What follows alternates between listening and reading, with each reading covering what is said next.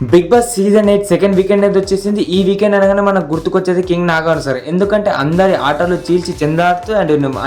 అన్ని వాళ్ళ తప్పు ఒప్పులైతే నాగార్జున సార్ అయితే మనకు చెప్పడం జరుగుతుంది.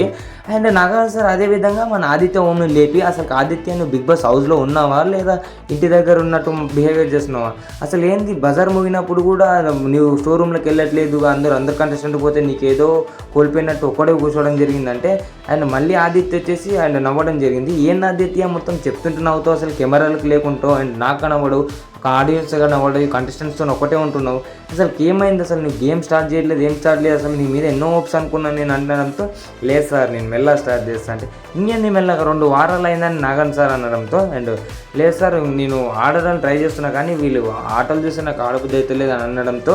వాళ్ళ ఆటలు పక్కన పెట్టే నువ్వు టైటిల్ విన్నదే కానీ వచ్చినావు కానీ నువ్వు వాళ్ళ ఆటలు చూడడానికి అయితే రాలేదు కదా, నీ గేమ్ నీవు ఆడు అండ్ నువ్వు నామినేషన్లో ఉన్నావంటే నువ్వు ఒక ఆట ఆడాలన్నమాట మంచిగా అనడంతో, ఓకే సార్ మంచిగా ఇప్పటి నుంచి అయితే అండ్ అనడం జరిగింది. చూస్తాం మేము ఇప్పటి నుంచైనా నీ ఆట ఉంటుందో లేదో అండ్ మంచిగా ఆడతావో లేదో చూస్తాము అండ్ నీ ఆట మాకు కనబడాలి, నాకు కనబడాలి, ఎస్పెషల్లీ నువ్వు కెమెరాలు కనబడాలి అంటాం, ఓకే సార్ అనడం జరిగింది.